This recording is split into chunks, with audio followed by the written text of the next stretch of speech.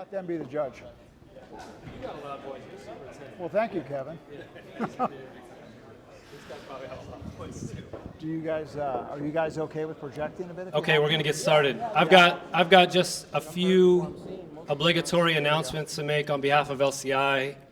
I'll go through them as quick as I can. Then we're going to have a quick announcement or a couple words from Paul at Genentech about this beautiful place that we're at, and then we'll get started with our feature presentation, which you guys can't see the screen. I realize is unfortunate, but there's a list of our panelists up there. Hopefully you've seen them, know who they are, but they're the industry leaders in lean and safety, and so that's what they're going to be talking about today. So I'll go quickly through these announcements, as quick as I can anyway. The first thing is to thank our sponsors. A lot of them are in the room. I'm looking around, seeing a lot of them, but this doesn't happen without the help of our sponsors. So a big thank you to our sponsors. Maybe let's give them a hand, because that's what makes it all happen. All right, so if you see a sponsor, tell them thank you.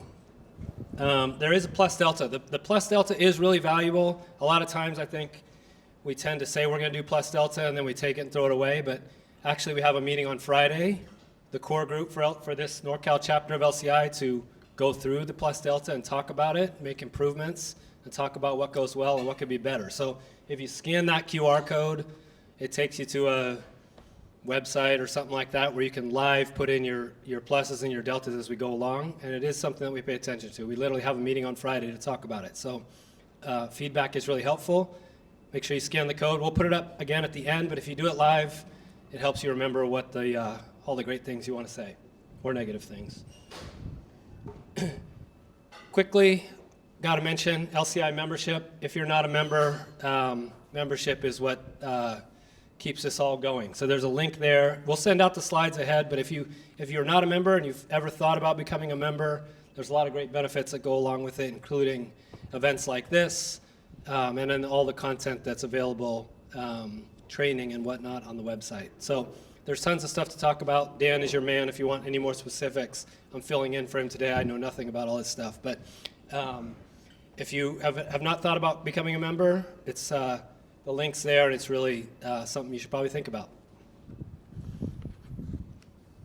Lean certification, we mention this all the time at every meeting. It's definitely something you guys should all think about. This is not just, a lot of people talk about doing lean and say they do lean and say in project interviews that they do lean. This, I think, is one of the first certifications that actually demonstrates that you do know lean. So it's not just sign up, take a test, get a couple letters to go after your name. It actually involves demonstrating that you have actually in the real world performed lean and done some of the things that we are talking about and that we train on. And so it's really intended to be a real life certification and a real life experience demonstration of your capabilities. So if it's something that you're interested in, I think there's a QR code on the next slide that you can click on. But it is something that I think has brought a lot of value to the industry, particularly because there's some real life experience attached to it. And it's not just a couple of letters that you put at the end of your signature. I hope we have this next slide in here because Henry's here. We do.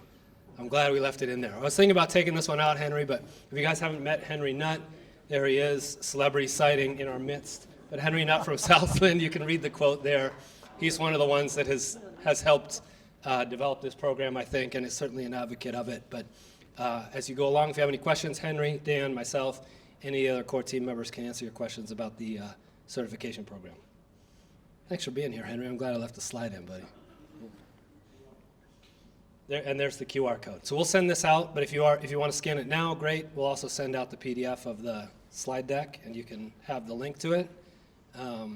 Again, I think it's something worth checking out if you haven't already.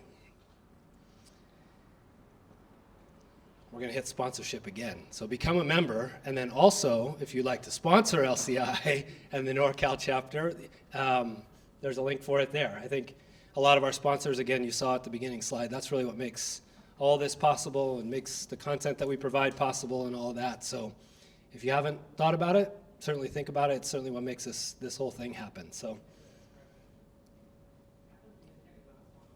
what's that? I can't hear you. Genentech is getting ready to be a sponsor. Genentech's getting ready to be a sponsor. Well, Genentech is sponsoring by letting us have this event tonight, so we'll consider them an honorary sponsor at this point. Okay, this will come out again. There's this LCI Field Huddle thing for the field folks in the room, or even for the office folks in the room. If you haven't seen this, it's really great content. It's about on-site job daily huddles and that kind of thing. There's some videos here. There's a QR code again, but it'll be part of the link. Really take a look at it. It's something that, at least for my company, and I know industry-wide, but certainly for my company, has made a big difference. Even if you get a chance to talk to Sam DeVonzo, the bald guy there, ask him about our old dog superintendent who never said he would change anything about how he was running work, has taken on daily huddles, and it's made a big difference in the success that he's had. So it's something that really has a big impact. There's a lot of good content there. Take a look at it. I'm going quickly because Paul's on the clock, and I see Malvin giving me the evil eye. Here's a list of our upcoming events. You guys all get emails if you're on the distribution list. The big one to pay attention to is in October, LCI Congress in San Diego. It's the annual Congress. It's on the West Coast this year. It alternates, I think, between West Coast and East Coast. So it's on the West Coast, you have no excuse. If it's on the East Coast, you do have a little bit of an excuse. But this year, it's in San Diego in October. So if you haven't signed up or made plans to attend, certainly you should do that. It's a phenomenal event. You'll see Henry Nutt there, our celebrity, resident celebrity, among others. So take a look at that. And that's it for the announcements, unless there's any questions. Anybody wants to hear anything more? Yes, Melvin? The bathroom. I forgot the safety moment. Safety moment? I don't know where the bathroom is, Melvin. Do you want Out that door to the left. To the left, down to the end of the building. Yeah. Outside. The first question was a stumper. I appreciate that. Bathroom's out the door to the left. Okay. Also, watch out for the electrical cord. We're gonna get into safety apparently. Here we go. All right, where's Paul? So Paul's got a couple words about Genentech. All right, and then how do I advance the slides? Just can hit the right button. just right there. This one. Okay. Can't afford a clicker? Okay, gotcha. All right, terrific. Thank you all for coming. So, for those of you that don't know me, my name is Paul Matashevsky. I'm the Executive Director of Design and Construction here in South San Francisco. And just want to welcome you all and thank you for coming to the event and coming and visiting our site here. So I thought I would just talk briefly about Genentech, a little bit about where we are, what we're doing. Genentech here, this is the birthplace of biotechnology. We're the first biotech company. It actually started right in this field behind you. There used to be a building called Building 1, and the first fermenter and first biotech products were made right there, and we're going to eventually do something with that plot of land. Started here in 1976. I was one, so that's what happened. The founders had a real vision of starting a company and really working closely with a lot of the universities in the area, UCSF, Stanford, Berkeley, and others, and also the strong connection over time to Silicon Valley and the technology industry. And of course, South San Francisco now has turned into really one of the two major biotech hubs in the United States here and Cambridge and Boston and Massachusetts. And as you can see, kind of this is a graphic we have of a lot of the other companies in the area that are part of our industry that are in the local area here. So for our site, we have quite a large site here, 207 acres, I believe, is the last count. 5.1 million square feet, and about 13,000 people come to work here every day. Some of the slides will say 12,000, some will say 14,000. It's an estimate, but it's a lot of people and definitely a large campus. So of that, there's really a distribution. We have our main headquarters here, our Genentech CEO, finance, general administrative, commercial, sales, and marketing. This is one of the two major lab research centers. A lot of the buildings along the bay here are what we call GRED, Genentech Research and Early Development. The other major research site is in Switzerland as part of the Roche Group. And we've also had historically a lot of manufacturing here. So down in the lower campus, the original fermentation biotech plant was down here. We're actually moving slowly away from that in South San Francisco. Those buildings are sort of aging and at the end of their lifespan, and there's other parts of the network that we're going to do more manufacturing in. But there still is some manufacturing and clinical development going on. So just in terms of the campus, you're here in building 5A. So when we demolished a couple buildings here across the way, we also took out our lower campus cafeteria. So the building you're in right now is called The Edge, and this is a temporary cafeteria that we put up about 4 or 5 years ago. This structure is actually a prefabricated structure that they use on farms, apparently, and it was kind of a clever way of reusing it. And on the back side of this wall is a temporary kitchen that's actually made of 6 wood-framed, like festival-style food prep areas, right? That we bolted together, and our friends at Perkins and Will made it look kind of nice and appealing and so forth. So it's turned into kind of a cool space. But it's a temporary cafeteria where we eventually plan on, developing some of this area. The lower campus that you're in is primarily kind of where manufacturing has been, the area here closer to this building. The upper campus is primarily our office and kind of commercial marketing area. Research is in kind of the orange and red zone here along the bay, and then various support functions over here, including 2 child care centers that hold up to 1,000 kids, where 2 of my kids are, who I need to pick up in the next 26 minutes, or else I have to pay $20 a minute for being late. So that's why Kevin is rushing for me. I also wanted to share, maybe briefly too, for those of you who may not know, you'll see on some of these slides Genentech and Roche. And for those of you who may not know, we were an independent company, Genentech, until 2009, and then we were fully bought out and purchased by the Roche Corporation in Switzerland. And we had always had a close partnership, the 2 companies. And really at this point, we are one company. So I'm an employee of both Genentech and Roche. They decided to keep the brand name Genentech in North America because it had a stronger and more well-known sort of reputation in North America. But Genentech and Roche are, it's the same company, right? Identically. So you'll actually see on some of these slides the 2 logos, and they're really interchangeable. And as a company, holistically, we have about 105,000 people and 2 major headquarters, here in South San Francisco, and the other one is in Basel, Switzerland. And so they just went through a major capital development program. This is kind of I actually even know if it's a rendering or a picture. They're getting so good. But this is sort of what that site looks like in Switzerland. And this is the Rhine River, Basel, Switzerland on the other side. And back in 1890 something or other, they bought a plot of land that they thought was quite large and couldn't possibly fill all their needs.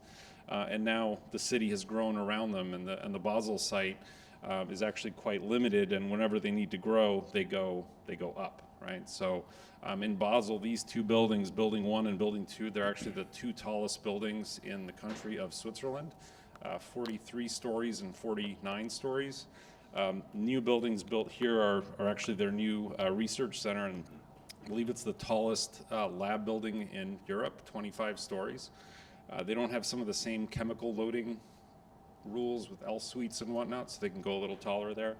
But anyway, I just thought I'd share. There's a lot of partnership between Basel and South San Francisco. And when you look at the 2 sites, this is a little bit of a comparison. So this is actually Basel with South San Francisco overlaid on top of it, and vice versa, right? And it's a slide we kind of use to help orient folks that are coming from there. We're actually a little bit larger. We're the largest site in the Roche network, but we have 7 times the land that Basel has, right? So as we think about our campus, and we're starting to now, we have been for a few years thinking about how we grow and redevelop this campus over time, one of the elements that's become clear is how spread out we are, right? We have 200 and some acres and a giant hill in the middle.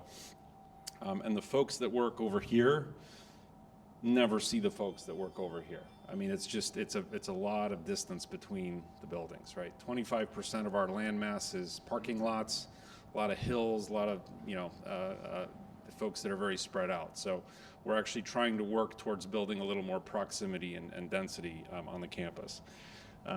The other thing is our campus is aging. And this is a slide that just kind of shows currently how old a lot of the buildings are. And in red, they're 40 years or more. Orange is like 30 years or more. And we're starting to work on plans of how we will redevelop the campus. But those plans, the buildings that we actually put out of that, will open in 5 years or 7 years or 9 years, and the things that are orange will be red, and the things that will be red will be like falling over, right? So there's a strong drive here to address kind of the aging facilities and the fact that we're so spread out, and we'd really like to have more of kind of a density and a campus feel and sort of a connectedness across our campus. So we've been working for the last couple of years on something we call our campus vision plan, where it's a master plan. We're just using a slightly different terminology to sort of imagine what this campus could look like, how it could look and how it should look 30 years from now, 40 years from now, 50 years from now, when a lot of us that are here, most of us, all of us probably won't even be here, right? But trying to have that sort of vision and then stepping back from that and saying, all right, now we need a new research building, now we need a new, say, warehouse or an office building, and how do we start building these in a way that over time, as the Lego blocks fill in, you get a more cohesive, aligned campus. So,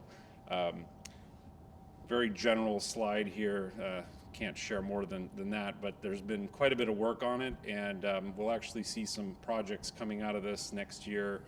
We expect to have some sourcing events for our contractors, maybe even some ancillary projects for some design firms coming out in 2025. So a lot of exciting work coming up here at Genentech. But with that, just wanted to again welcome you all. Look forward to the dialogue you all have on safety.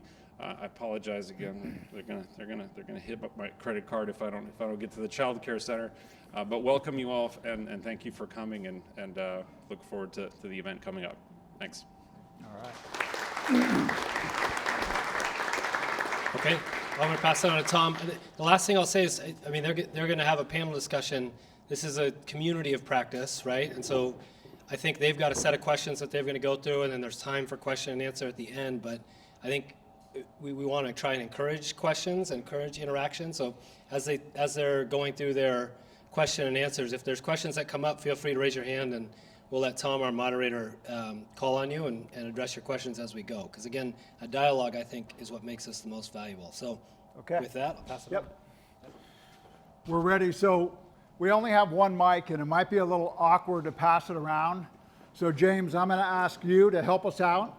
And if at any point, you have more mics. Wonderful. Okay, that's good to know. How was that for quick continuous improvement? Check. There we go. So thank you guys for coming out tonight to hear our panel presentation on lean and safety. You can hear it, James? Perfect. So we're really excited to be here. I've really enjoyed over the last few weeks getting to know these gentlemen. I think we have a very interesting perspective on lean implementation and safety in our industry. We have owners that are on our panel. We have seasoned construction veterans. So you're going to hear different perspectives, right? We have someone from biotech. We have someone from healthcare. We have someone who's a strong HVAC trade partner, as well as one of our favorite drywall companies. So I'm going to introduce myself, and then I'm going to go ahead and let my panel introduce themselves. My name is Tom Gardino, and I'm a general superintendent from Herrero Builders. I've been in the construction industry for about 40 years now, the last 28 with Herrero, exclusively here in the Bay Area, almost predominantly on healthcare projects, renovation work for a large portion of my career. And as of recent, I've been fortunate for about the last 15 years to be on new hospital builds, which has been a very, very rewarding endeavor and has really helped me to expand my use of lean techniques and being very innovative in the way we deliver our projects. My lean journey started about 17 years ago. I see some familiar faces in here that were actually with me at the time, helping me to overcome my pride and my 28-year-old attitude of knowing everything there is to know because I'd been running work for 3 years, right? So I appreciate your patience. I'm going to go ahead and introduce the panel now. So Dwayne, would you please introduce yourself? Guess we'll stand up so everybody can see. Dwayne Caldwell. For the last 9 years, I was actually employed right here in construction safety management. both for the site for the first 4 years and then globally for the last 5 years for our CapEx projects. Just recently left the company, so if you know of good opportunities out there, let me know. But 35 years of EHS experience, broad variety of industries, medical devices, biopharma, high-tech, electronics, semiconductors, and 9 years as a senior level risk consultant. Throughout that whole career, throughout that 35 years, I've had a lot of experience in different elements of construction safety, and was introduced into Lean and Six Sigma principles and tools on the manufacturing side back in the mid-90s. So while Paul was still in college, I was just starting to learn some of my first Lean Six Sigma tools and implementing them on the safety side. So a lot of experience on lean safety and construction safety. Wonderful. Keith, can you introduce yourself, please? You got a mic. Yeah, hi, I'm Keith Alexander. I'm a superintendent for California Drywall. I have roughly 20 years in the construction industry as a drywall lather. Some of my experience is in OSHPOD healthcare, DSA, theming work, data centers, TI, core shell, Army Corps of Engineer projects. My lean journey started about 7 years ago, and I look forward to continuing my lean practice and continuing to grow. So thank you for having me. Nice. Thank you, Keith. Sean? You could clap, Tom. Go ahead.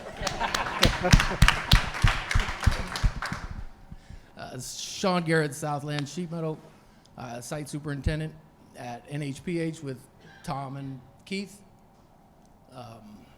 Continuous improvement is always something we were looking for. When you get to Southland, Henry was leading the way for something that I didn't know I was looking for. So. Nice. Thank you, Sean. Tony? Hi, my name is Tony Jimenez. I'm the Regional Construction Safety Manager for Kaiser Permanente in their construction division. I've been with Kaiser since 2006 in various different roles, but all had to do with safety.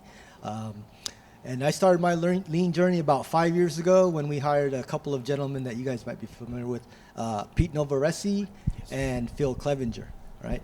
And so I'm very, very new to lean myself, but not very new to safety. And we're trying to implement lean practices into safety, and it could be challenging in such a big corporation. So that's me. Thank you. Thank you, Tony. All right, so our first question is going to be for Dwayne. Dwayne, as an owner, what do you see are the common drivers of poor safety performance from the contractors you've worked with? So I think that some of the key learnings that I've had over 35 years, looking at how construction has evolved over time, it's really boiling down to a couple of things. And it all comes together under the term of culture, right? Project culture, safety culture, lean culture. And what drives the poor culture and the poor performance on either a lean implementation or a safe implementation is lack of leadership engagement and lack of good safety pre-planning. So pre-task plans. How many of you have ever seen or touched a pre-task plan on your projects? I expect just about everybody's hands to go up, right? I'll tell you from my perspective as a safety professional, just about every single one of those pre-task plans I've ever seen was worthless. And when it comes to lean is what? It's all about eliminating and minimizing waste, right? So if you look at all of the time and effort that hundreds of thousands, millions of workers, construction workers, trades workers around the world every day, they're filling out those pre-task plans. Most of them, it's a waste of time and effort. And it's also a waste because that is our last best hope at identifying the risks that they're going to face that day on the work that they're going to perform. And that's our last best hope for them to understand what they really need to do in order to work safely and prevent an injury. So at its root, a safety incident that results in an injury, property damage, fire, environmental contamination, business interruption, power shutdowns, that's all waste, right? Does anybody disagree with that? That's all waste. So I don't think anybody in the back could hear what the comment was. Basically, the comment was a pretest plan in and of itself is a tool, and it's not a waste in and of itself. And I'm not trying to say that the pretest plan is a waste. What I'm saying is how the industry applies that tool is a waste. It's like getting a whole bunch of construction workers together who've never used a brand new construction tool, handing this brand new construction tool to them without any training or concept on how to actually use this, what situations is this tool best used for, and expecting to have good results. You're not going to have good results without all of that training and that guidance, right? That's what the construction industry is doing with pretest planning. So when I audit the quality of pretest plans on jobs, and it's not just when I worked here at Genentech, but throughout my career, I would have to say I could probably count the number of really good pretest plans that I read on the fingers of both hands, not even needing to take my boots off, because nobody teaches trades workers how to write a good pretest plan. And then most companies, not all, but most companies don't train their leaders how to review those pretest plans for quality to make sure that they're actually going to be effective before the workers go out into the field to use it. I don't disagree with you. Just looking at the document doesn't tell you everything. You weren't standing there when they went through the process, right? But somebody like myself, I have actually stood there and been in those discussions. And I would have to say that the work output is not reflecting a good process, all right? What would you like to see in a pretest plan? In a pre-task plan, it should be very clear what the work that crew is doing that day, where they're going to be doing it, what are the hazards around them, what are the hazards of, what tools, equipment, materials, and methods they're going to be using, what are the hazards involved with all of those, and specifically, how are they going to mitigate those hazards, all right? And what I actually see is because those trades workers, most of the pretest plans don't get reviewed in the industry around the world, the workers know they're not going to have to really provide a good written product. Nobody told them how to provide a good written product, right? So we see things like, put our boots on, do stretch and flex, go out to the site, come back, and go home. Eat lunch I've seen on pretest plans. And I'm not saying that every single pretest plan in the world is that bad, all right? There's a lot that people have actually taken an honest effort to try to do it, but they lack the knowledge and direction and experience and expectations. What does a good pretest plan look like? Yeah, Dwayne, I would like to add that after hearing Dwayne share his position on pretest planning, number one, I enjoyed the passion he brought to the conversation. And number two, as a general superintendent, I felt a little convicted about the complacency that we do allow in our industry. And it reminded me that we need to go out and we need to communicate with our workers about the importance of pretest planning, because it can be an extremely effective tool. I think you and I talked about this and both agreed that a pretest plan may be the single most valuable tool that we can use to avoid accidents and injuries, because it's happening on site just before the work gets started. And if it is used correctly, it creates a real genuine conversation about the hazards that you may encounter that day. And it's a very, very powerful tool. Complacency is a real thing that we need to work on stopping within our industry and making sure that we place the proper importance on it. It does tend to get pencil whipped on occasion. And if we don't go out and audit, if we don't remind our people how important it is, it will lose its effectiveness. And I think that's basically the general point. I appreciate your comments, Dwayne. Thank you. In the spirit of lean, continual improvement, and identifying opportunities to eliminate waste and misuse of a tool, and a missed opportunity of making sure the process is good, pre-test planning is at the root. It's really that last point that if we focus on it as a key behavior, we can make change. That's a great point, Kevin. Thank you. Thank you. Tony, I have a question for you. This is how we move on, Kevin. What do you do in your role for Kaiser to foster lean practices with a focus on safety? All right, that's a good question. So my role as the regional safety manager is to collaborate and communicate. We have a lot of facilities, and each facility you can think of is like a McDonald's, right? It's an individual owner. People in charge of those facilities have different way of doing things, and it's very difficult to try to get everybody together to do things, standardized, right? But with our construction safety, we have a community of practice that we meet with our general contractors. We do that twice a year. It's a safety symposium. Many of you have actually been attended, and John here has actually presented on that. So that's how we foster lean. We meet with our internal CPFC group, and that's been a challenge to get things going in lean.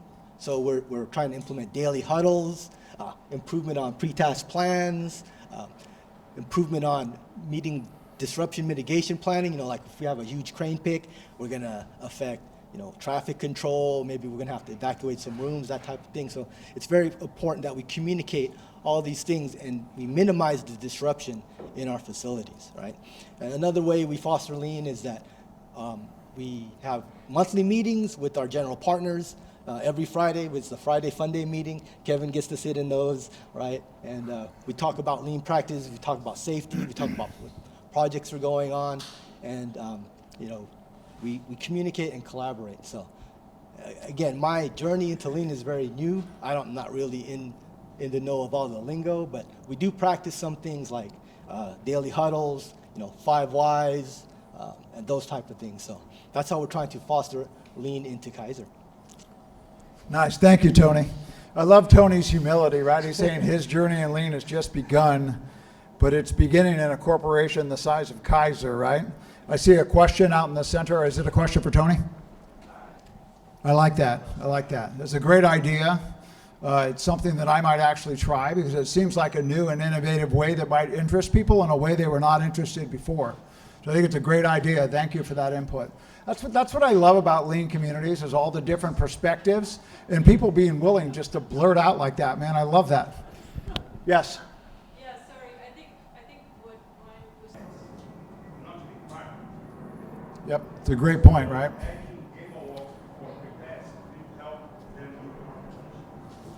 Okay, that's a great point, Paulo. You have to go to where the work is, right?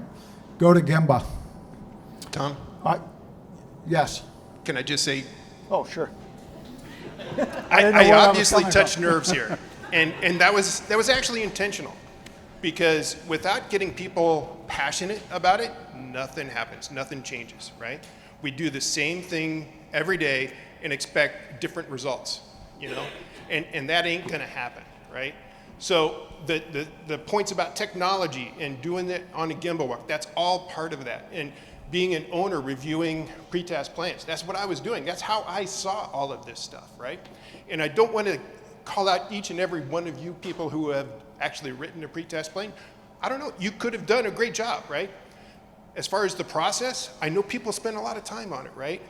But what I see when I see an incident, an injury, or a near miss, a serious near miss, and we sit down and we do a root cause, and I start diving into it, the one common thread that always contributes is always either the root cause or a contributing factor? Poor pre-task planning.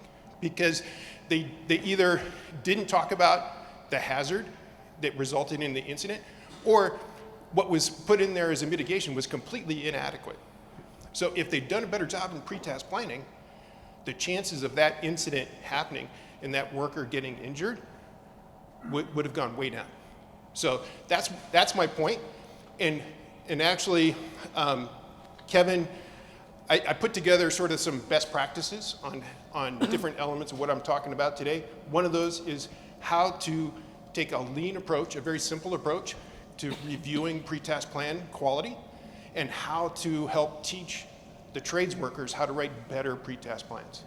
Whether you're doing a paper form or a fancy Procore, iPad kind of a thing or whatever, it's all in the process, to your point. And it's all in getting the people together on a Gemba which is all lean, right? And that's sort of my point, Okay. is that key element of safety goes hand in hand with lean practices and principles and philosophies. So if we want to be lean, we also need to be safe on those projects. Okay, thank you, Dwayne. So Keith, I have a question for you. How does giving all employees a voice impact the culture of safety on your projects? I think that's a good question. I remember getting in the trade 20 years ago, and it seemed like no one had a voice. If you weren't a journeyman, then you were just told to kind of shut up and put the screw in, and until you got your journeyman's card, you really didn't have a voice. And it's continuous improvement. I think nowadays you see people more speaking up and people more engaged and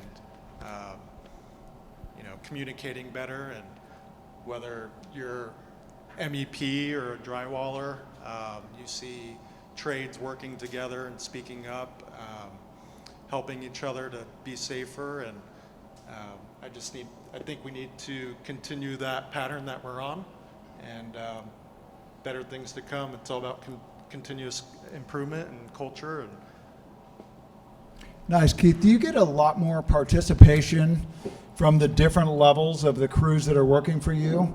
Once you've initiated, the initial idea that everyone has a voice and you want to hear from them, I would assume that some of the best ideas around safety probably come from the scrappers and the stockers and the laborers that clean up and the guys installing drywall and the field workers. oh, definitely. I think as time changes, I mean, it's different now than it was 20 years ago, and I can't imagine how it was 30 or 40 years or 45 or however long people have been in the trade, but it's definitely changing out there. And it's nice to see a different perspective from younger people getting in the trade, because they are more vocal. People are more sensitive these days, I would say, and that's a good thing. It's not a bad thing, but it's good to see.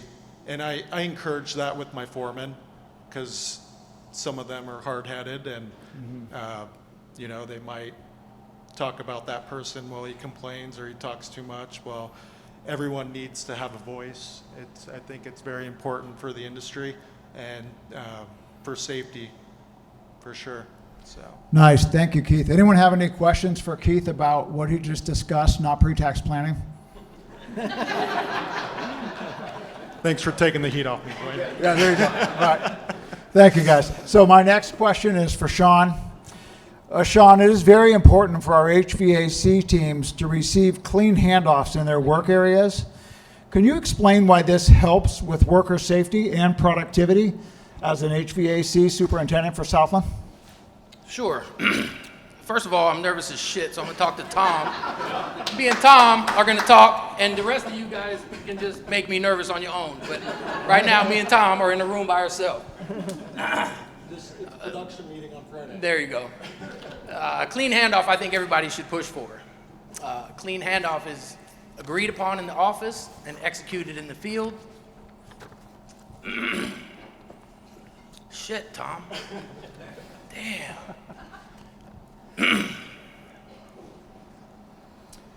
So Sean, think about the opportunity to be productive as a ductwork installer and the differences between getting a clean handoff and trying to install ductwork on a site that's congested with other trades, material, and debris. Right, yeah. First of all, if I don't get the clean handoff, I'm going right to Tom and saying, hey bro, we need some feedback here. We can get these garbage cans, move these tables, right? So there's known hurdles when you plan it out. You know where the holes in the floor are. You know where we've coordinated with Keith to have some leave outs. Now our big carts of prefab material can come rolling in and have a flow. Our pieces of equipment can fit through those big holes. We have a pathway to the work. All of that creates a flow, and at the beginning of the day, you got a few trucks coming in. At the end of the day, it went from outside on the curb to maybe some of that ductwork in the air, and when you turn around and you can see, we hung these 4 heaters in here today. That's what a guy wants. That's what he's looking for. He's looking to be productive, and a happy employee is a productive employee.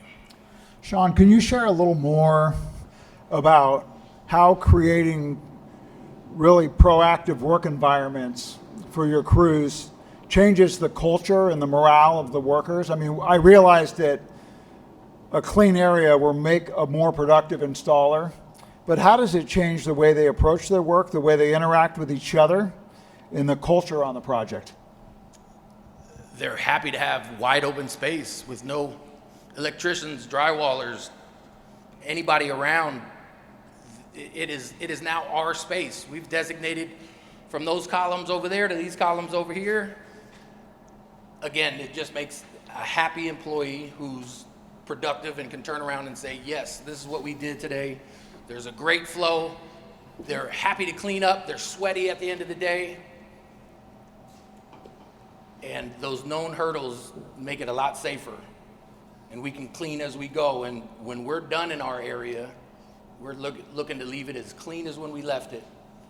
And we're all paid professionals, so we get paid to do those things. Not everybody wants to do it, but when you follow through and leave it how you found it, even the next guy is happy to come in, right? Right. You can affect a whole nother trade.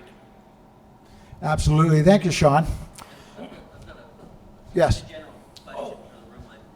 When I think clean handoff, I start thinking about 5S concepts. Yep. And I'm just wondering if anyone here has implemented 5S on Absolutely. projects. Yeah, it's on our gang That's boxes. what We have that's what I was hearing, the clean areas, Sure. workflow and things of that nature. absolutely. We have a sticker about this big on our gang boxes, 5S, and it helps. When you go, I don't care if you go to your cabinet at home, when you put something away and you know where to go get it, you open the door, grab it, and you're back to work, right? So those little things keep the flow, and the flow keeps everything moving, right? There's some people who are just made to stock those things so that the next guy can come and grab it. Flow is quite a bit of everything. Yeah. Pre-task plan. Spend time with your people. You have to spend time with your people. You have to let them make the pre-task plan. And after they make it, then walk it and say, where's this, where's that, where's that? Come back, let them do it again. Feedback, do it again tomorrow. Feedback, spend time with your people. That's everything. Somebody likes PDCA. Yep.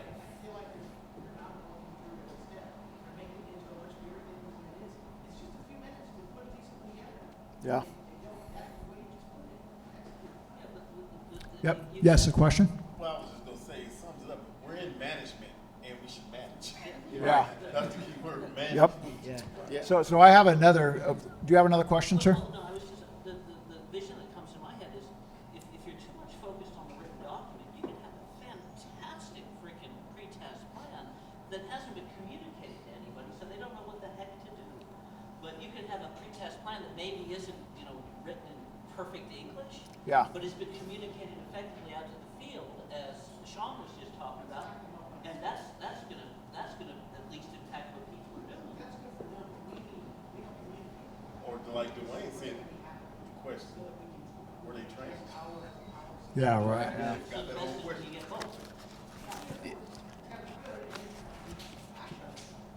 But it's like the safety manual that you have on the walls. People trot out their 300-page safety manual and nobody knows what the heck is in there. Yeah. That book isn't doing anything for you. Yeah. There's a word for that. It's called waste. Thank you. Yeah. So I have another question for Dwayne. You guys ready? Dwayne, I think this is appropriate. Put your asbestos underwear on. So How does leadership engagement drive lean safety culture and performance based on your long experience in this industry, right? We want to hear it. you bet. So when I first started working on construction projects 35 years ago, there were very few GCs and trade partners out there that had field safety people on every project, the larger ones.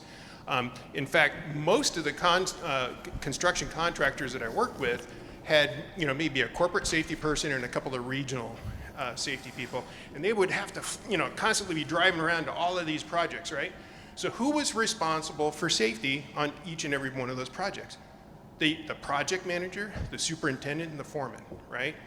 And the beauty of that I saw, the ones that understood safety issues, which, you know, there was a lot of them that really didn't understand a lot of it, but back in those days, because they were the person on the spot, they actually knew more than I think many of our superintendents and foremen do today.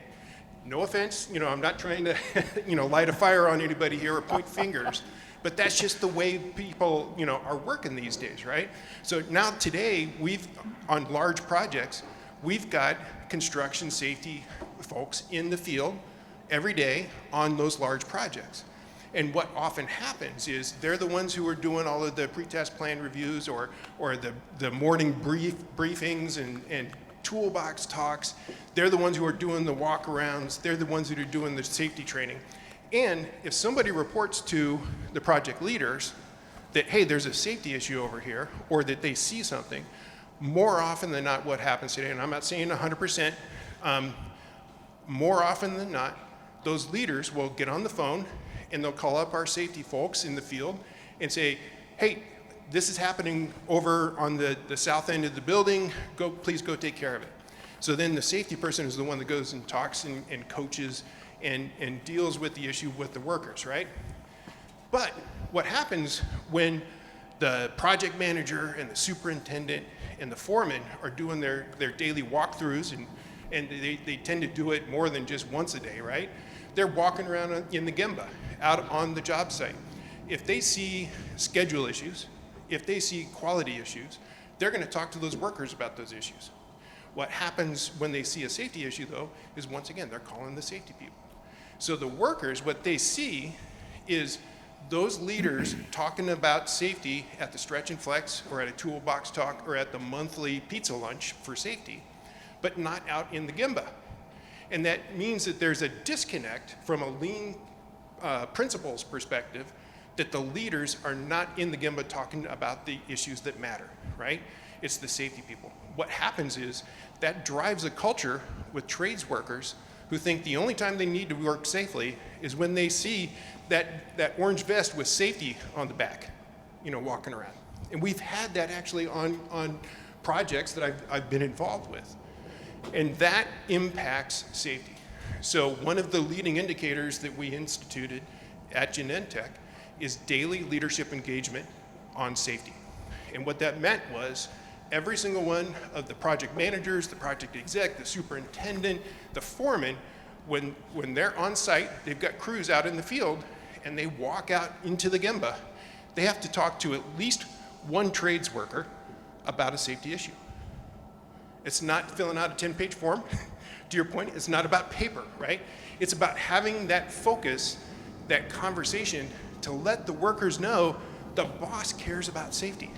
30 years ago, when the boss talked about safety, everybody knew, hey, the boss told me I got to do this, I'd better be doing it, because they're also going to be the ones coming to coach me if I'm caught not doing it, right? So we need to get back to that, where it's not 100% of your time as a project leader going out there and talking about safety, but you got to make it a regular part of what you do. And I came to this conclusion by taking a look at all of the projects that we had. The ones with the best safety performance versus the ones with the worst safety performance. The worst safety performance on our projects was where we had project leaders that just picked up the phone and had the field safety person go out and deal with the safety issues. They didn't talk out in the field with real workers about real safety issues, right? The best performing projects that we had were all superintendents and foremen that every time they walked out there, they would see something on safety and they wouldn't call the safety person. They would walk over to the worker and say, hey, what's up with this? You know, why is this, you know, laying here in this way, creating a hazard for yourselves and other people? And they would seek to understand, right, out in the Gemba, and they would get that information from the workers, and then they would coach them through to say, what is the hazard, and this is how we need to fix it, right? So it was a cooperative process in the Gemba with good respect for the workers and guidance from the leader. Now, those leaders would often go back and tell the safety person, hey, this is what I saw, so we need to do a little bit better job on training people on what the expectations are around X, Y, and Z, right? But they didn't farm it off to the safety person. They took it on their own shoulders to move forward. You know, here's the problem with Dwayne. There's truth in everything he says, and it convicts me. As a leader, a field leader, who used to be responsible for safety on my project every single day, and now I have safety professionals full-time on the job. And there is a form of complacency that comes with that. For people like me, the experience of safety professionals normally does not make them experts in MEP systems. In the work that we do, they're not the ones that are best positioned to really have a conversation about the safest way to do the tasks that we perform in the field. So we can't lose, as superintendents and people who run work in the field, the responsibility of safety on our sites. We need to continue to hold that as our own responsibility and use our safety professionals as support for the safety on a project. So he drives me crazy. I just met the guy a few weeks ago, but there's a lot of truth in what he says. I was immediately convicted the first time I heard him open his mouth, and I've thought a lot about what he says because there's a lot of truth in it, right? And I love that about you. I think you and I are going to be friends. Yes, Henry. It's a great point, Henry. Thank you. All right, Tony, I have a question for you. What hinders lean implementation in a large organization like Kaiser Permanente and their construction projects? All right. Yeah, that's a very good question. So as everybody knows, Kaiser Permanente, first and foremost, is a healthcare organization, right? That is their main driver. Construction, the amount of money they spend on construction is very small compared to what they make, right? So it's very difficult because a lot of people have that mindset of, you know, they don't feel lean is valuable, or they do not see, you know, they don't think it's something that they could implement because they just don't see the value in it, right? Or they just don't get the principles of lean, right? They don't think that, you know, communication, collaboration, respect for people, you know, portrays into a productive,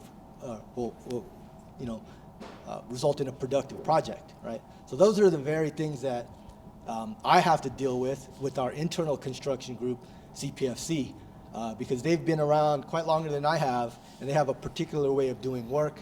And the way that they do work is, let's say we're trying to get to that lean space, but we struggle, right? We're trying to have daily meetings, daily huddles. There's some people really don't respect each other when they're working together, right? So those are the struggles, the basic struggles, right, that they're not meeting. I mean, respect for everybody should be something very simple, but, you know, all of you have been on a job site, you know, there's conflicts between trades, right? Electricians, carpenters, you know, drywallers, et cetera, right? It's built into the culture, right? And it can be very steeped in the workplace. And we're trying to overcome some of those things within our own internal group. But however, our preferred partners, they very much practice lean. Like I said, we have Pete Novaresi and Phil Clevenger, who introduced, you know, Kaiser Construction to the lean process. Now we have a few folks that are, you know, lean certified.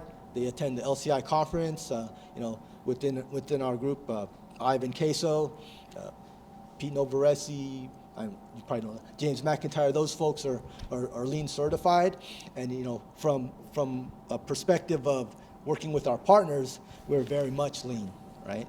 So. Thank you, Tony.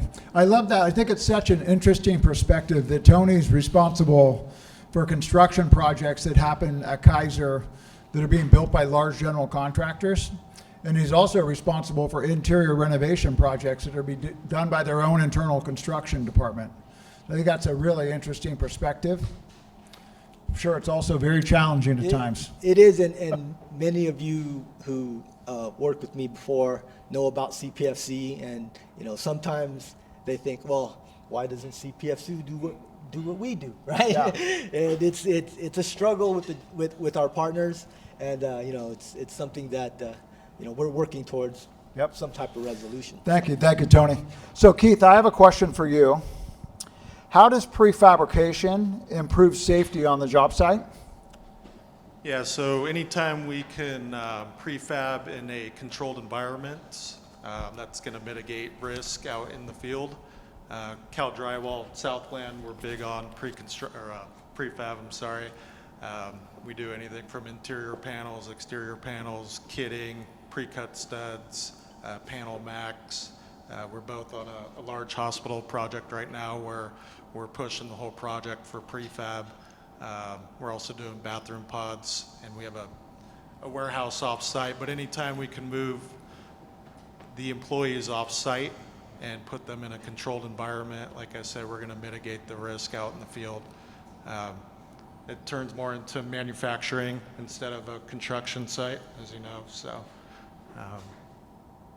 yeah. Okay, so prefabricating off-site, can you explain a couple of the ways that that creates a more controlled environment than trying to frame in place on a hospital project, or, you know, to be able to build things in place? Why is it beneficial to do it off-site? What are the advantages of that? Well, I think you're aware of your surroundings every day, for one, right? Mm-hmm. If you're going to a warehouse, you know where everything is every day for the most part. Like we do spool sheets, and there's just less hazards, less people. You're not having iron or concrete guys. I'm not messing with the duct guy. We're not trade stacking. So yeah, it turns into almost a warehouse basically. Okay, so you're able to almost mass produce things? Correct. Create repetitive behavior in the processes? Repetitive motion. Are you able we're to eliminating waste? You know, Yeah. we're not tying up the man lift by taking buggies down all day. If we can get all that pre-cut, we're taking guys off the job site. Are you able to take advantage of the fact that you can be much more ergonomically minded in a prefabrication setting than trying to work on site? Oh, definitely, for sure. Yeah. Along with tools as well. I mean, you're not, you know, drilling overhead or doing anything like that. Everything, you know, built tables to ergonomically, you know, beneficial for your body, I should say. So. Okay, thank you, Keith. Any questions for Keith? All right, our next question is going to go to Sean. This will be fun. Share with us your pet peeve as it relates to supervisors who don't supervise. Easy. And Sean, tell us how that relates to safety. Easy. Supervisors who don't supervise. That is, once again, ask your people to do the work that they're doing. If it does not affect their safety for the day, then you can allow them to do that. At the end of the day, walk it, pick it apart. Like, they'll probably feel real good about what they did for the day, and then you pick it apart, and tomorrow they'll come in and they'll be a little bit better, and then you can pick it apart again, right? And I personally do it with the pre-task plan, no bullshit, and I pick it apart pretty well. Like, I don't want them to feel that good about it, but I want them to try hard again, and once they get it, you don't have to worry about that ever again, right? You come back in a week, pick up that pre-task plan from anybody and say, hey guys, come right here real quick. Great job, thank you very much, right? It took a long time to get here, but that's what spending time with your people is. All of that relates to safety, because you're allowing them to do what they think they can do and then pick it apart a little bit, right? Not beat them up so bad that they're down and they're, you know, kicking their dog at home or whatever, right? But at the same time, they want to come in and try a little bit harder and keep, to be honest, you don't want me on your ass, right? You don't. It's like I want it to be really well, and I don't want to talk about this anymore. This is now our standard. This is how we're going to go about this, and it's non-negotiable. Right? It took a long time to get here. Mm-hmm. It took us a few weeks to do this, but this is a process. So that process takes a long time, and you got to spend time with your people. Yeah, I think there's been some challenges in our industry in the way that we promote people. for both safety purposes and production purposes. What we tend to do is we tend to pick the people that are the best skilled at the task that they're doing. And just because you're a good ductwork installer or just because you're a good metal stud framer doesn't mean you're a good people manager. That's for sure. And it's something our industry has struggled with.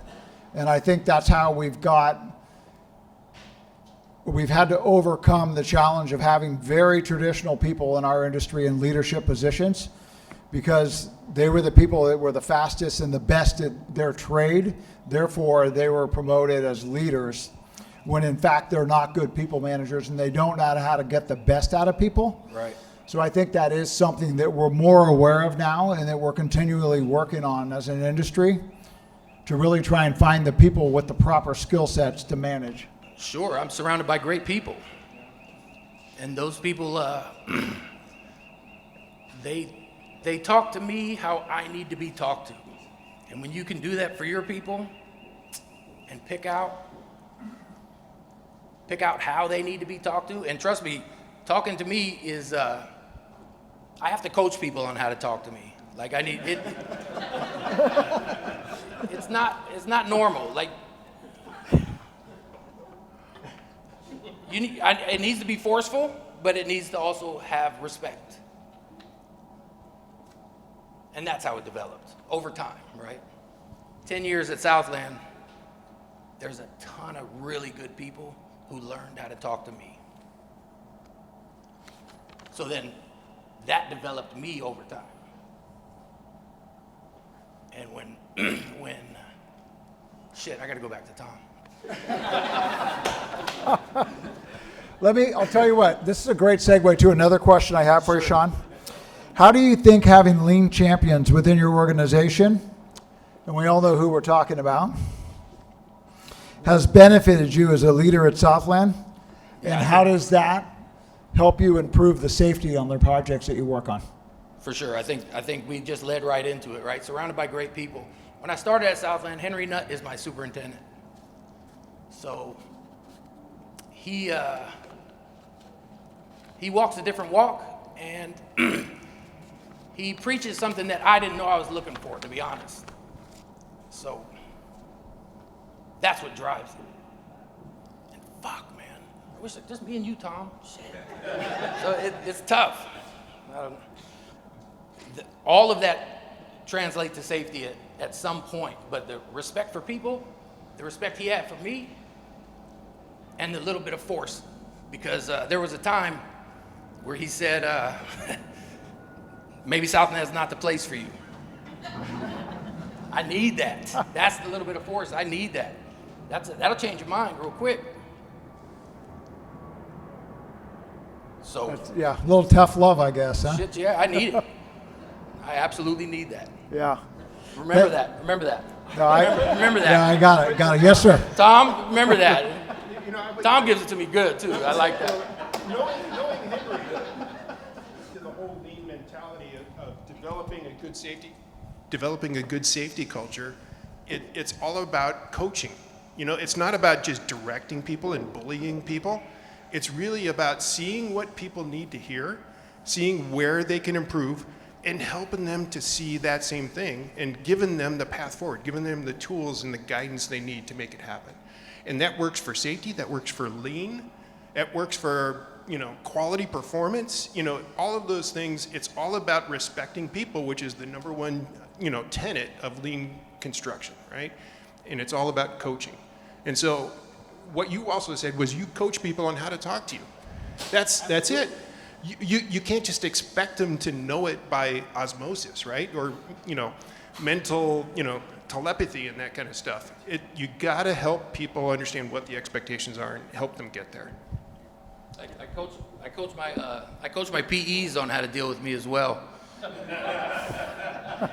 You're not allowed to give me answers that you've already gave me before. You need to hint me towards it so that I can teach a man to fish, right? I don't want to depend on you all the time.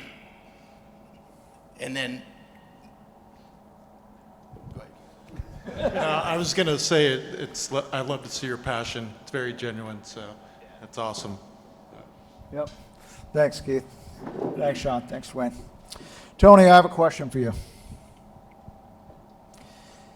If you can challenge this group of people that are here tonight to go out tomorrow and do something different on their projects to help to get lean implemented, especially into an organization who it's new to, what would that be? What do you think the best way to get started is?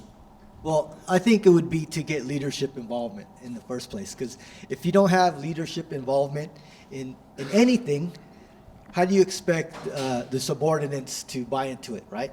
So leadership involvement, what it looks like from my end would be me going out to a job site, coaching people on maybe pre-task planning or walking a job site, talking to the workers and saying, hey, there's a safety issue, or what drives you to come to work every day and to work safely every day, right? Maybe that's something I would ask a worker out in the field, right? It could be maybe money, it could be family, that type of thing. But there's always motivation for when people come to work. They want to be at work. Well, most of us, right? They want to be at work, right? And they want to be productive, and they want to go home and do whatever they do at home, whether it be family or a hobby or something like that.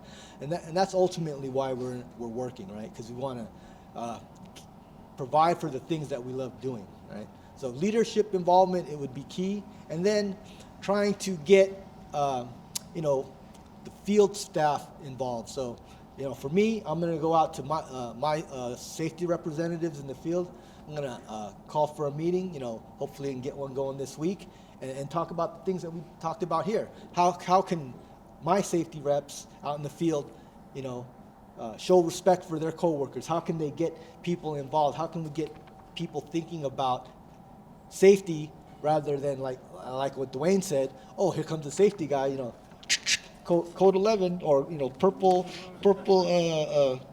extension cord, right? And then everyone straightens up, gets their PPE on, and they're smiling when you're walking by, right? And they're like, hey, how you doing? Everything's looking good, right? It's like, so we want to get out of that mentality, and I want to develop my team to be more of coaches like we have here. So that's how I would do it. Thanks, Tony. Thank you. So I'm going to ask just two more questions, and then we're just going to have a Q&A session where nothing's off limits. So I want you guys to start to think about that. And I would count on this group to come up with some creative questions for us. My next question is for Keith. Keith, how does incorporating weekly work plans and progress maps with your daily stand-up benefit safety on a job site?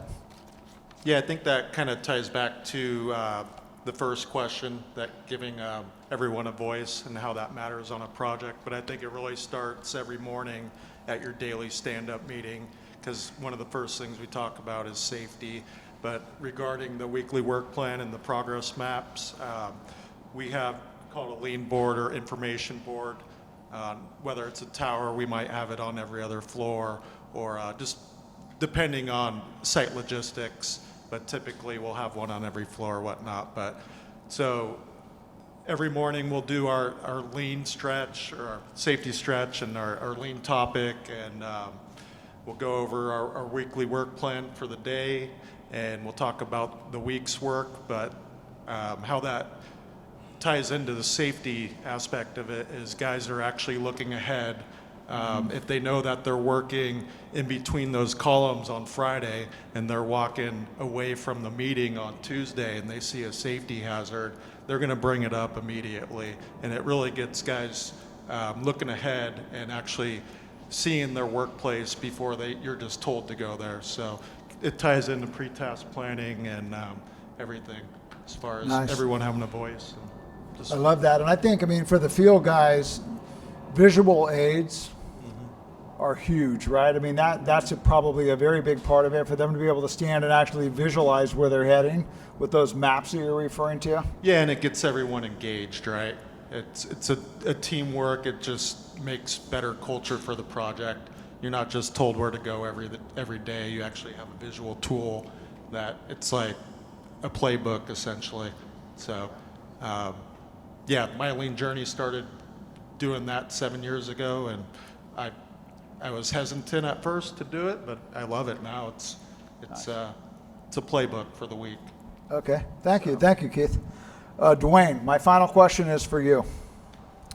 What kills owner confidence in the contractor's commitment to project safety? What is like the biggest indicator to you that there's an issue?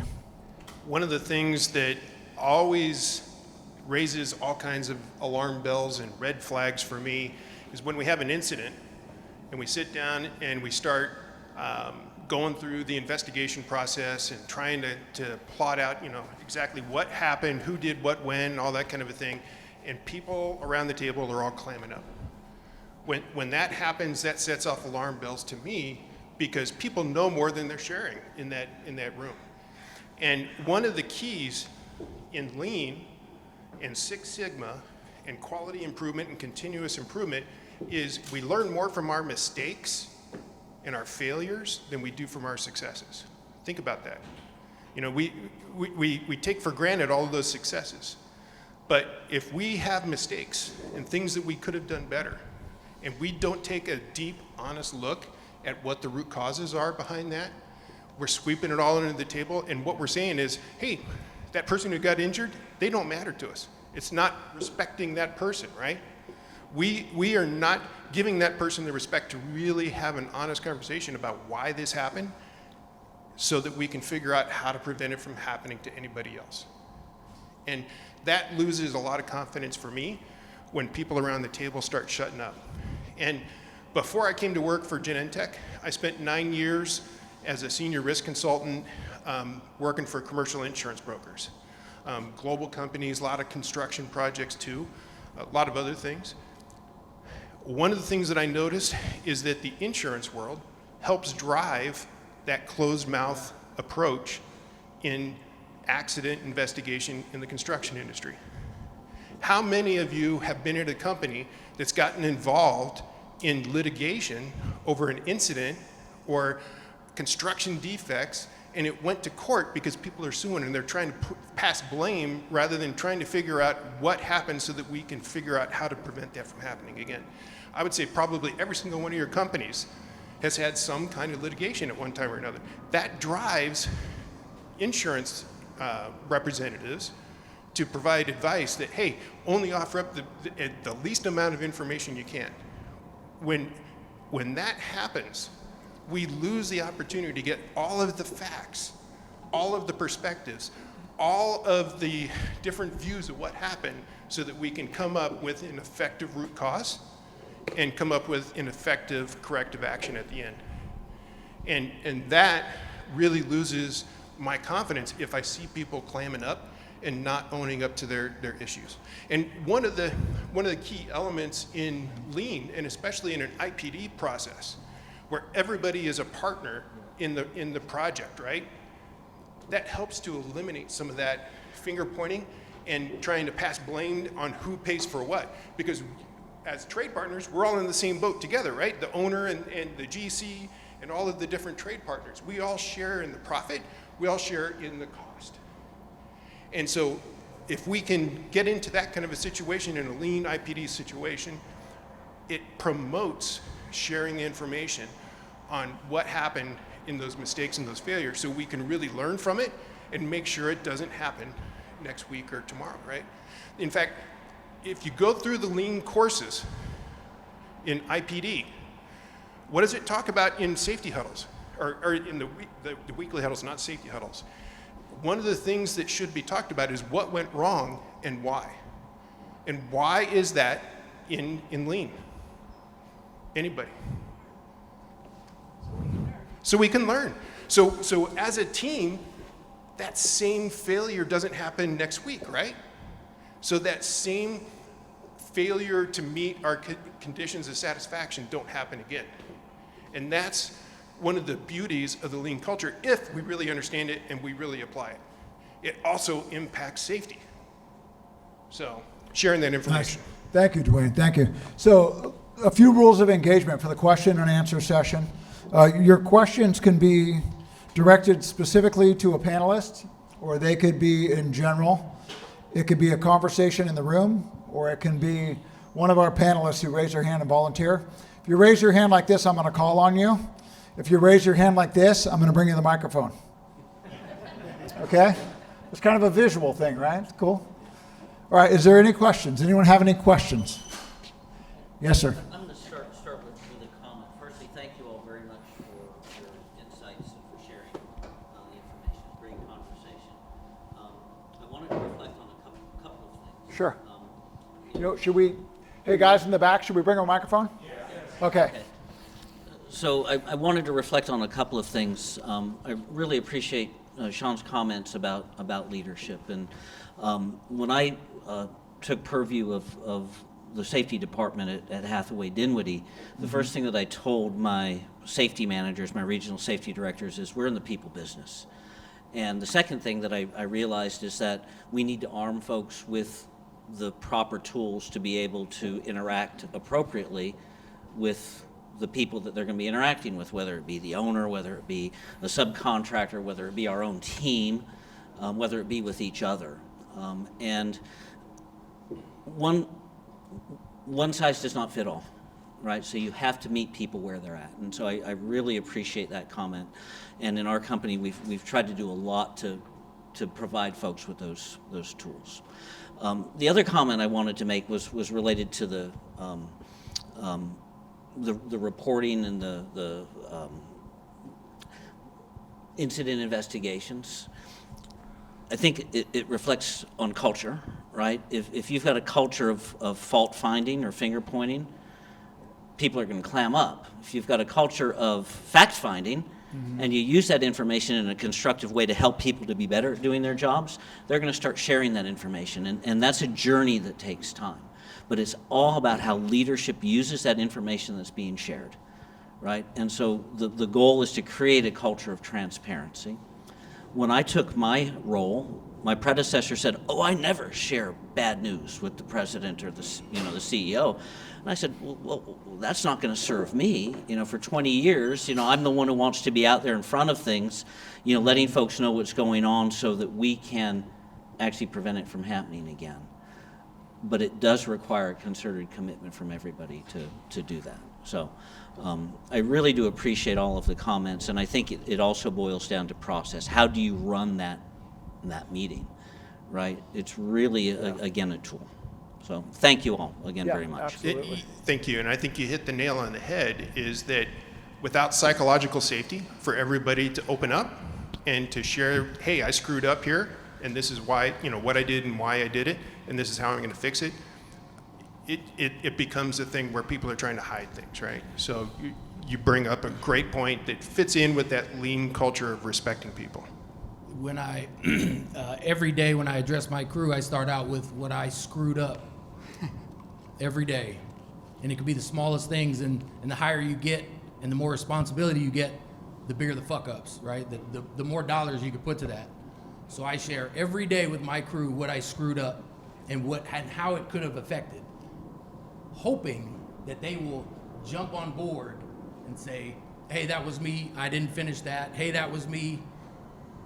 Because when it starts at the top, it trickles down, right? So Leading by example. yeah, absolutely. Eli. Yeah, thanks. I've messed up everything I've done in the field, flat out. Don't worry, More than Sean. once. I've done a lot of mistakes myself too. So, first of all, just once again echoing the comments, thank you very much for answering those questions, just the dialogue and just being real. I actually had a question for Sean and for Keith, and maybe this is off the wall here, but when you guys show up to a project, the control that you have is field down, right? So the safety plan, whatever plan there is, production plan, some of those things are just given to you. So since you have an audience of leaders here, owners, executives, workmates, I'd like to just hear from you guys. If there's one thing that we could change that would help you, that you guys have thought about it for years or weeks or whatever it may be, or since you got this opportunity, what could that be that we can help you to improve? Something that's not in your control. That's a good question. I don't consider anything not in my control. I think, Real quick, I think the IPD atmosphere and the pre-planning that goes along with it actually lets us control a lot more. From your standpoint, I don't think there's anything that I would ask on my end regarding safety for help or whatnot. But like I said, the IPD atmosphere and all the pre-planning that goes along into it, I think it benefits the project for sure. I just have a comment. Show up at the job site one day. Just show up and talk to the people. You know, and tell them who you are. And I think most of the workers will appreciate that. You know, tell them, hey, if you're doing a good job, tell them. If you're not doing a good job, tell them. Just be out there, and they love to see that. I know you guys love to see that. No, that's a good point. Yeah. I mean, I don't think anything's out of my control. You talk early and often until it sticks. There's a lot of jobs that aren't run so well, and there's no place for you.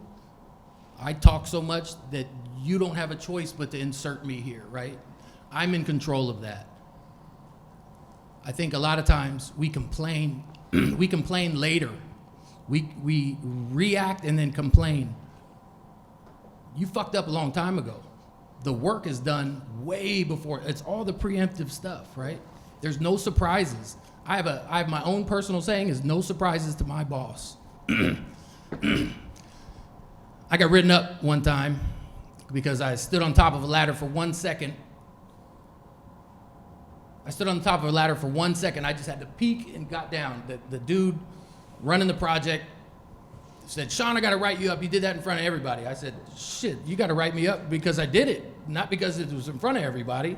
So then the next morning he came, threw the book at me, hit me in my chest, said, write yourself up. Cool. I wrote myself up, stood on top of the ladder, is what it is. I sent it to Henry first. There's no surprises to my boss, right? A lot of times we're surprised when things happen and we just react. I talk about it so much that there's no surprises, right? I said I was going to do it. This is what I'm doing.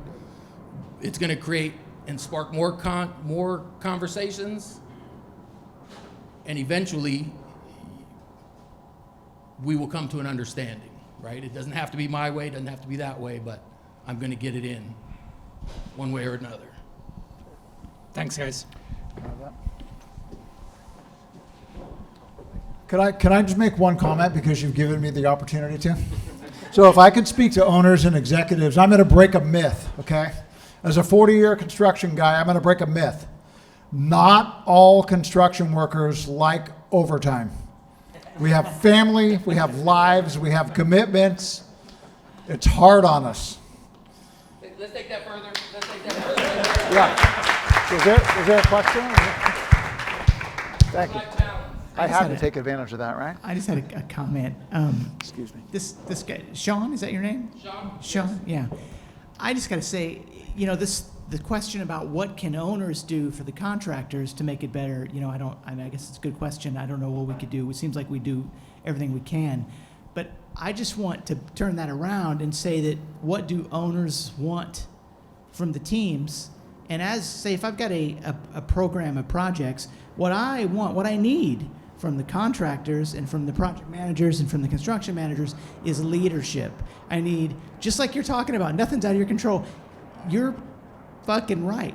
I'm everybody's Right? boss. Nothing's out of your control. I am everyone's boss. That's how I think all day. That's what we need on project teams. We need the leaders to be leaders, courageous, accountable, responsible leadership. That's what we need.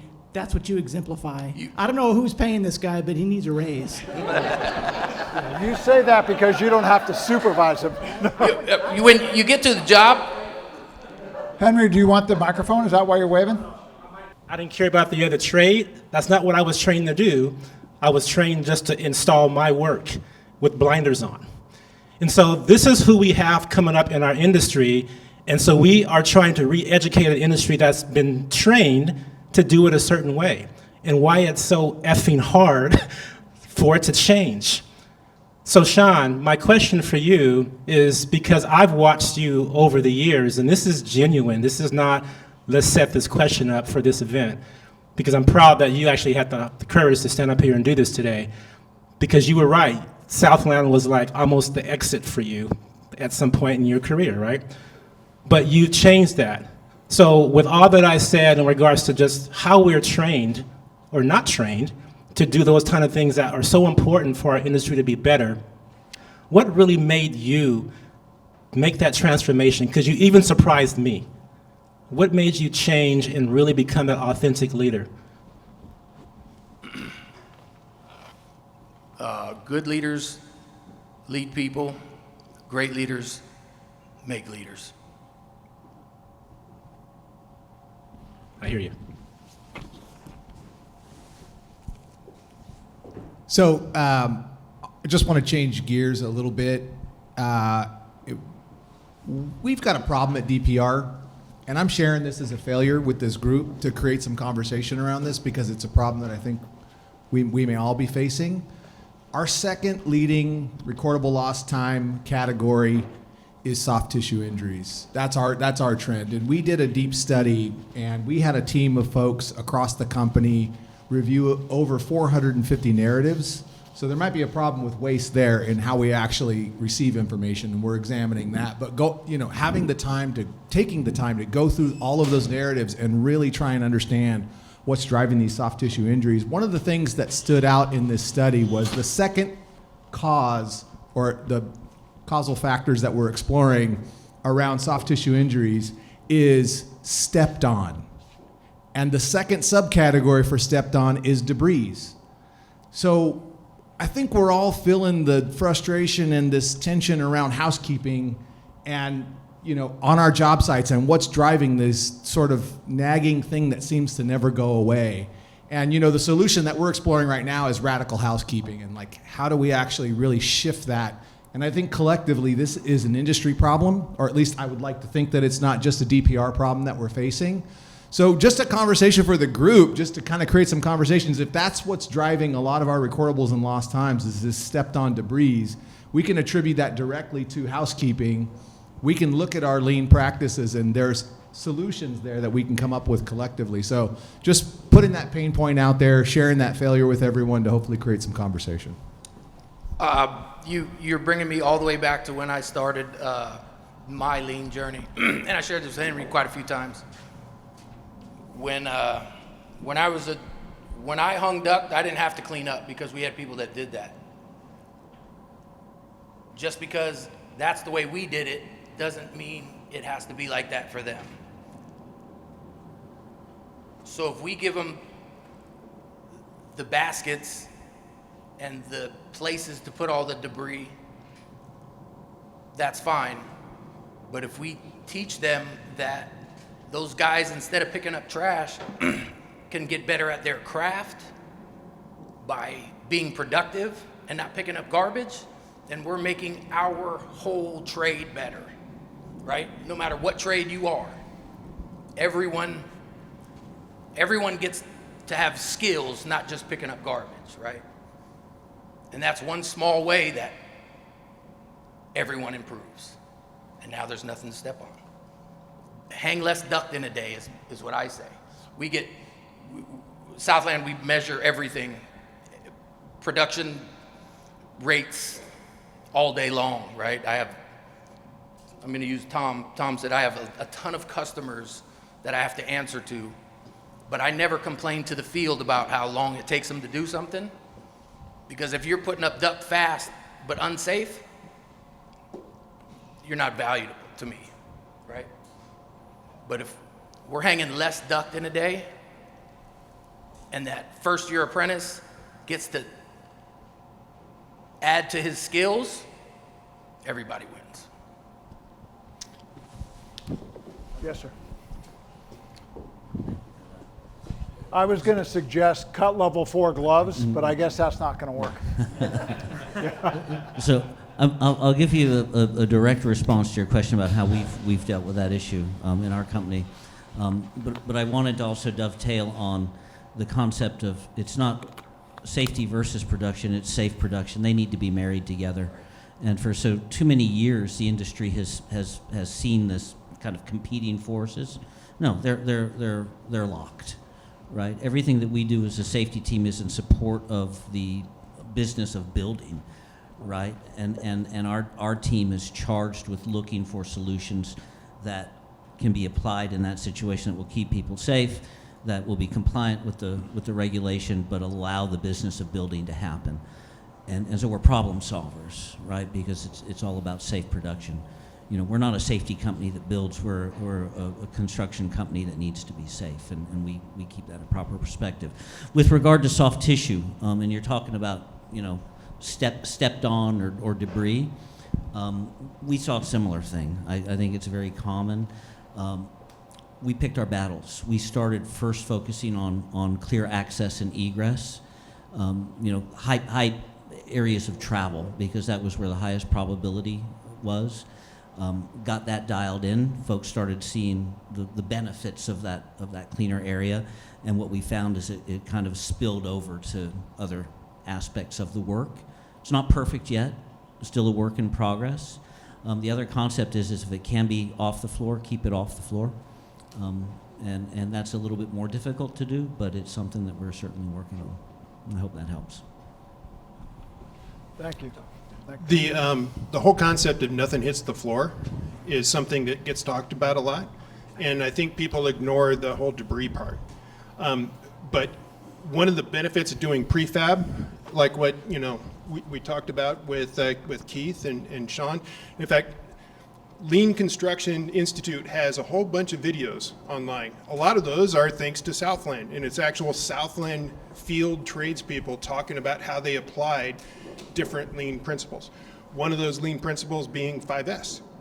And there's a really great video in the Lean Construction Institute training that has somebody who's talking about, hey, we used to just have it hit the floor, and somebody would have to come along after us and spend all this time to clean it up and everything, right?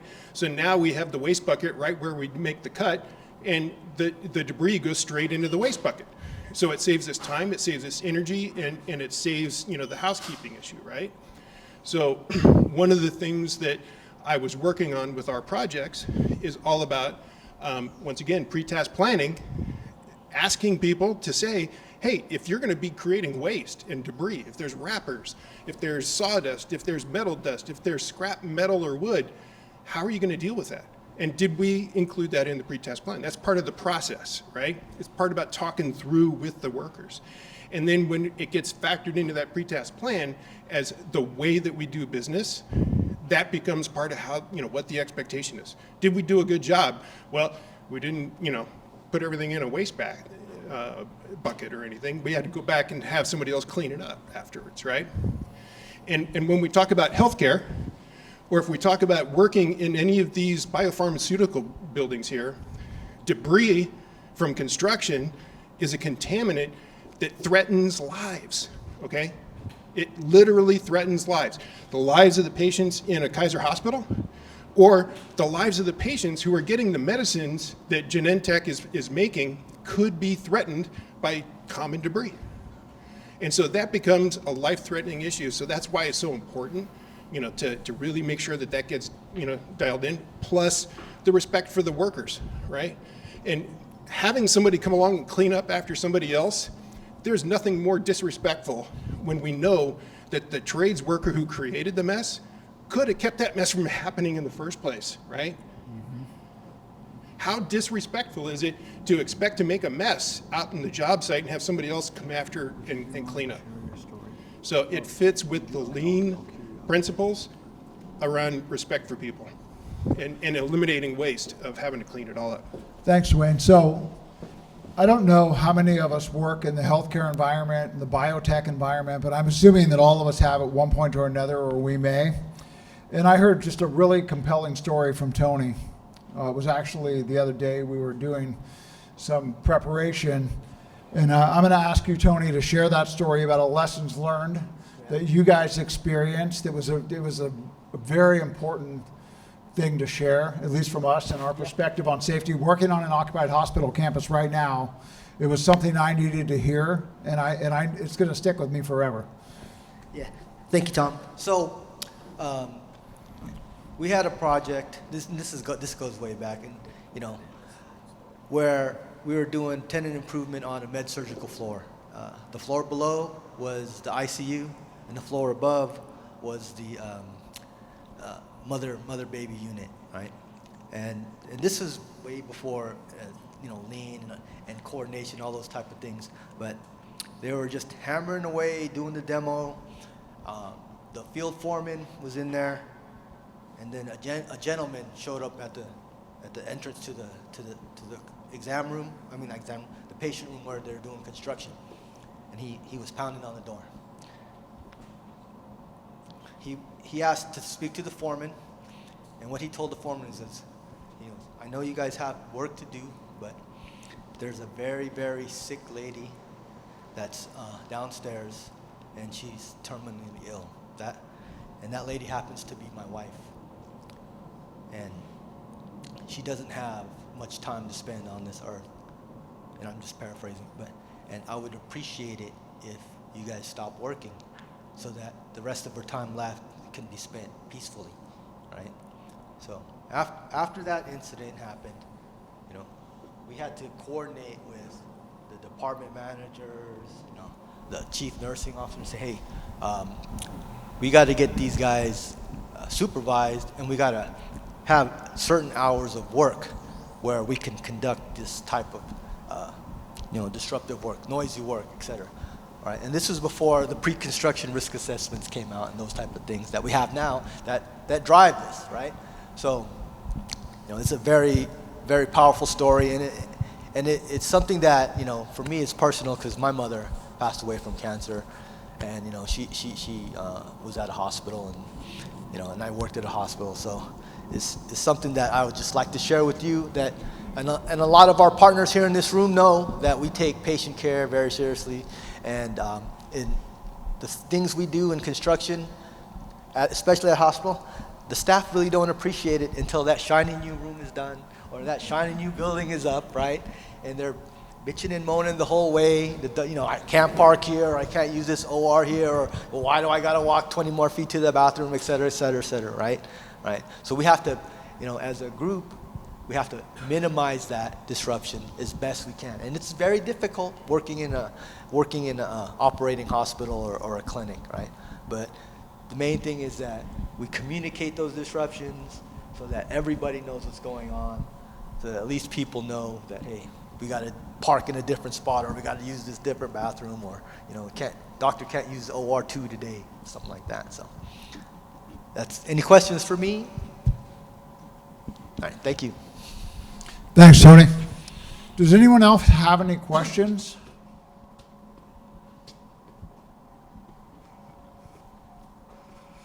Annabella, I got to tell you, I'm a little disappointed you didn't stump Keith.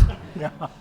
I do have a testimony for Sean, because Sean has approached me and said, hey, I need you to tell me this during the meeting, so then that way I can kind of set back and, reset. And I was like, okay, so I can testify. I'm definitely one of those people he's told, hey, this is how you reel me back in and how you talk to me. So thank you for sharing. My brakes, Annabella. I needed some time. Yeah. So he coached you on how to talk to him. Yeah. Okay. Which was great. So. Nice. I can imagine that. Why are you giving me that? Right? Yeah. Some of the the ones that we work with, that we have trade partners that we work with a lot, they appreciate it because they'll hit themselves, yeah, I'm pulling up this guy on this thing. Hey, what's going on here? And it allows them, and we send it every single. Nice. Thank you, Scott. Do you have a question? Yeah. So a question for everybody. I'm interested from different perspectives. How do you create a culture of reporting? How do we make people feel safe about telling you when they are screwing up? Basically, from an owner, from a superintendent, and from a trade partner perspective. Okay, I'll go first. That's very difficult in our organization because of, people are scared, or they don't want to. Let's say someone gets hurt, right? They're gonna, either report it or not, and they're gonna try to limp through the week, right? So they can get paid. But they end up doing more harm than good to themselves because, maybe the last 2 or 3 days, and they're out longer, and they got to go on this. So we struggle with that a lot, right? But, we try to tell our employees, hey, you have to report all injuries no matter what. and it's part of our policy, but that doesn't really get, doesn't get through to them, right? So what we try to do is offer, if you're not feeling good, you need to talk to your superintendent, you need to talk to those guys, and just tell them exactly what's going on. It could be a life issue, a home issue, or you really did get hurt on the job, right? So we're encouraging our field folks to have a voice, like you said, right? To come and be on and share with us. And what I'm trying to implement is to have our leadership, or especially our field leadership, be open to that and be respectful for that, right? And a lot of our folks, we're getting younger folks in, right? And all the old timers are retiring, and we've had problems with the older folks because they're so set in their ways, but some of them are coming around to that, right? Because they see how people are now, and they're seeing that, hey, we gotta respect our employees. We're not going to get the best out of them, right? So we try to foster that type of from an owner's perspective, right? So Thank you, Tony. I'll let you go. Keith? Yeah, I'll keep this short, but I think it really, it starts with getting personal with your guys and trust, right? I think once you get to know your guys more, then they're more open with you. But someone touched on it earlier. Get personal with your guys. Ask them how their weekend was. Ask them how their kids are doing. It goes a long way. So. Yeah, the first 10 minutes of the morning, I'm telling them how badly I messed some shit up, and the football games and the what'd you do and all of those things. Another one is just have some drinks with them, non-working time. Oh, right? thank you for clarifying that.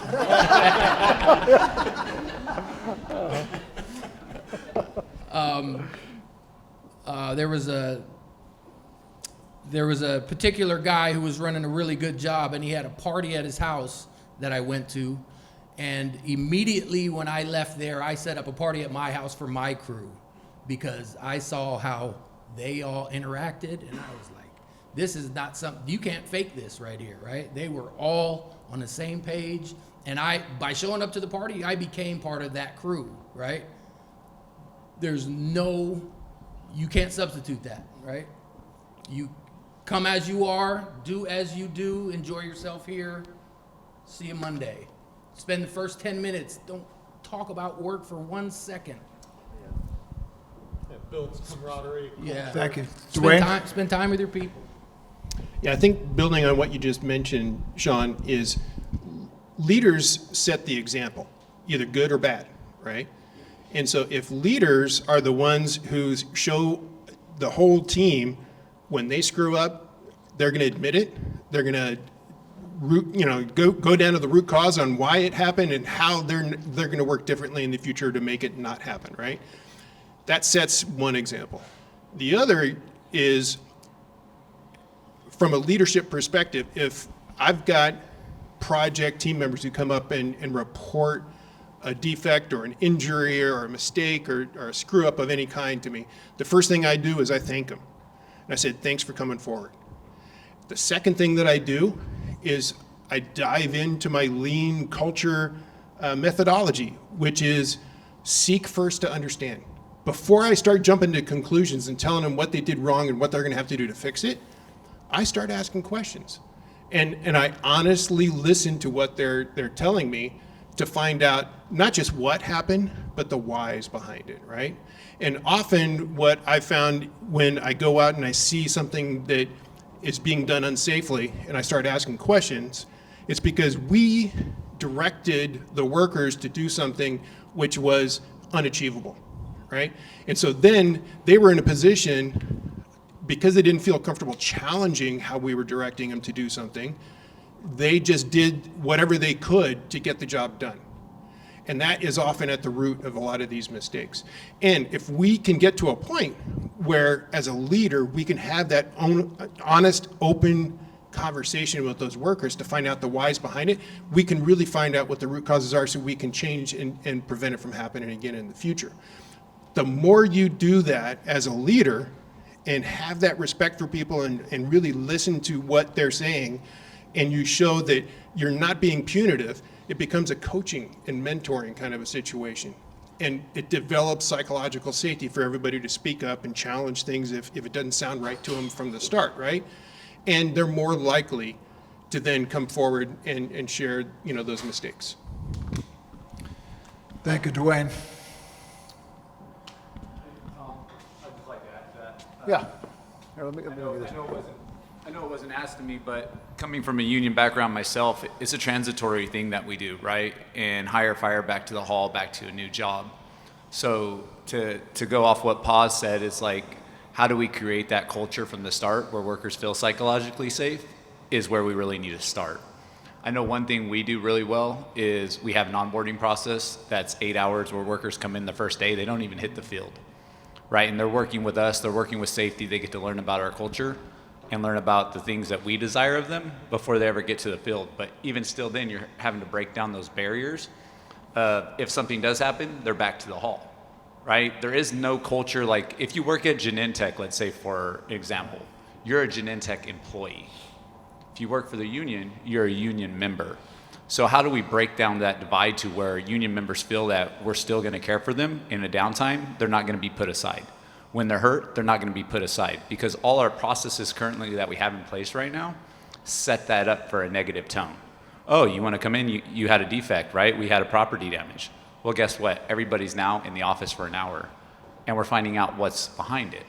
And like you said, we don't touch on what's right. So like maybe focus on a little bit more of having those what's right meeting, bring people in for the celebration. And then that way it doesn't feel like the only punitive thing is when something goes wrong, right? But really just trying to break down those barriers between the union members and our companies on these projects is hard. Because they're already coming in with a negative feel that if they're not performing or they're not outdoing the next person or they say something's wrong, they're gonna be back at the hall.